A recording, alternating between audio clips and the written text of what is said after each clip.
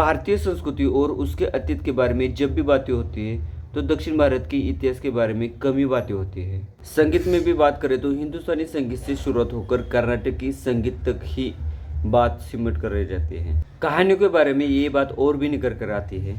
ऐसे में दक्षिण भारत के प्रतिभाशाली लेखक कल्कि कृष्णमूर्ति के 5 हिस्सों में प्रदर्शित हो चुके उपन्यास के ऊपर जो फिल्म बनाने जा रहे हैं वो किसी आह्वान से कम बात नहीं है। पोनियन सेल्वन इस कादम्बरी के ऊपर तमिल में फिल्म बनाना, उसके साथ साथ में उसे साउथ के अन्य भाषा के सहित हिंदी में भी रिलीज करना, ये कोई चुनौती से कम भरी बात नहीं थी। और इसी चुनौती को एक बार कहा 2 बार उठाने का प्रयत्न किया है मणिरत्नम इस डायरेक्टर ने। PS1 बहुत सारे लोगों को पसंद आई थी, उसके साथ साथ में उसका लेंथी रन टाइम भी लोगों को खटक गया था। बहुत सारी बातें खटकते हुए होकर भी लोगों ने पोनियन सेल्वन 1 को बहुत सारा प्यार दिया। और सबसे इम्पोर्टेंट बात, पोनियन सेल्वन 2 को देखने से पहले पोनियन सेल्वन 1 को देखना बहुत ज़रूरी बात है, क्योंकि पोनियन सेल्वन 2 की स्टोरी कहीं पे भी आपको समझ नहीं आएगी। 5 हिस्सों में बटी हुई इस कहानी को 2 हिस्सों में प्रदर्शित हो चुके फिल्म में देखना, ये सर से ऊपर से जाने वाली बात होगी। फिल्म पोनियन सेल्वन 2 की कहानी वहीं से शुरू होती है जहाँ पे नंदिनी ने चोल साम्राज्य को समाप्त करने की शपथ ली थी। चोल राजा के खिलाफ हो रहे षड्यंत्र को खत्म करने का बुलावा पिछली ही फिल्म में दोनों राजपुत्रों को मिल चुका था। आदित्य करिकारन को किशोरावस्था में ही नंदिनी से प्यार था, लेकिन नंदिनी ने बड़े राजकुमार का प्रस्ताव नकारते हुए चोल साम्राज्य के कोषाध्यक्ष पर्वतश्रेष्ठ से वैवाहिक जीवन की शुरुआत की।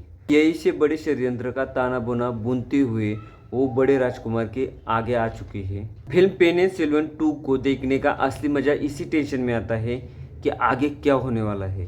पोनियन सेल्वन 2 में विक्रम और ऐश्वर्या राय फिल्म के ऐसे 2 साउथ और नॉर्थ पोल है जिनकी चमक के आगे बाकी के स्टार कहीं पे भी दिखाई नहीं देते हैं। पोनियन सेल्वन 2 में ऐश्वर्या राय का ये दूसरा रूप, विपरीत रूप, बहुत ही खुलकर सामने आता है और कहानी को और भी रंगीन बना देता है। पोनियन सेल्वन 2 इस फिल्म की सबसे बड़ी कमजोरी है कि ये फिल्म इंटरवल से पहले बहुत सुस्त चाल चलती है। निर्देशक मणिरत्नम कथा को धीरे धीरे अंकुरने में विश्वास रखते हैं, उसकी प्रति धीरे धीरे खुल जाती है, कहानी और भी दिलचस्प हो जाती है। लेकिन अब सिनेमा का स्वाद और समय भी दोनों भी बदल चुके हैं। इस फिल्म में और भी खटकने वाली बात यह है कि जो भी इस फिल्म में सब प्लॉट चलते हैं वो किसी नतीजे के ऊपर आने से पहले ही फिल्म के साथ साथ खत्म हो जाते हैं। जिन सब प्लॉट के ऊपर लोगों का पिछले फिल्म में ही काफी समय बर्बाद हो चुका था। पिछली फिल्म में फिल्म का मुख्य किरदार रह चुका कार्तिक का किरदार इस फिल्म में कहीं पे खो गया ऐसा लगता है। फिल्म पोनियन सेल्वन जब तक चलते रहते हैं लोगों को वो इंद्रधनुषी और आंखों को सुकून देने वाली लगती है, लेकिन फिल्म खत्म होने के बाद में कुछ छूट गया है, कुछ अधूरा रह गया ऐसा लगता है। फिल्म पोनियन सेल्वन 1 और 2 को सिर्फ ऐश्वर्या राय के लिए ही देखा जा सकता है। पोनियन सेल्वन इस फिल्म में ऐश्वर्या राय ने अभिनय की ऐसी उड़ान भरी है जिसे एक अध्याय के तौर पर ही देखा जा सकता है, जिसका एक पन्ना मणिरत्नम के नाम पर भी हो सकता है। मणिरत्नम से ऐश्वर्या राय के लिए अभिनय का मिला ये पुनर्जीवन ऐश्वर्या राय के लिए आगे के सालों में एक रनवे की तरह काम कर सकता है। सौंदर्य को पूरी गरिमा और पूरी आभा के साथ में किसी भी किरदार के साथ में कैसे पेश किया जा सकता है, ये पूरा ऐश्वर्या राय के साथ में ही सीखा जा सकता है। फिल्म पोनियन सेल्वन में विक्रम अपने रौद्र, क्रोध और उद्वेग से अपनी पहचान छोड़ने में सफल रह चुके हैं। उनका अभिनय उन्हें और भी गतिशील बनाता है। विक्रम के इस प्रकार के प्रदर्शन के कारण जयम रवि और कृति के पास में इस फिल्म में और कुछ दिखाने के लिए बचा ही नहीं है। उनके सारे पैतरे हमने पिछली फिल्म में ही देख लिए थे। अभिनेत्री तुषा के लावण्य ने पोनियन सेल्वन के पहले पार्ट में सबको सम्मोहित कर लिया था, लेकिन दूसरे पार्ट में नंदिनी के आगे उसकी चमक कहीं पे फीकी पड़ती हुई नजर आती है। उसके चरित्र का विस्तार दूसरे पार्ट में बहुत ही कम दिखाई देता है। पोनियन सेल्वन के संगीत ने भी सबकी निराशा कर दी है।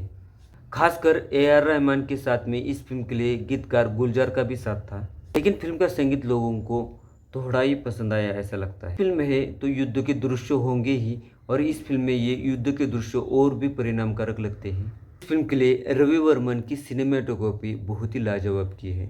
अगर उनके कैमरे का असली मजा लेना है या उनके कैमरे का असली करिश्मा देखना है तो इस फिल्म को IMAX थिएटर में ही देखना सबसे बेहतर पर्याय हो सकता है। इस फिल्म के लिए मेरे जो विचार थे वो मैंने आपके आगे रख दिए। हालांकि फिल्म रिलीज होके बहुत दिन हो चुके हैं, लेकिन कुछ कामों की वजह से इस फिल्म को मैं जल्दी रिव्यू नहीं कर पाया। इस बात को आप भली बात ही समझ लेंगे। पोनियन सेल्वन 2 ये फिल्म आपको कैसे लगी प्लीज़ कमेंट करके बताना। मेरा ये वीडियो अच्छा लगे तो लाइक और मेरे चैनल को सब्सक्राइब जरूर कर देना। मिलते हैं अगले वीडियो में और एक नए रिव्यू के साथ में। और एक नई फिल्म के साथ में। तब तक के लिए नमस्कार।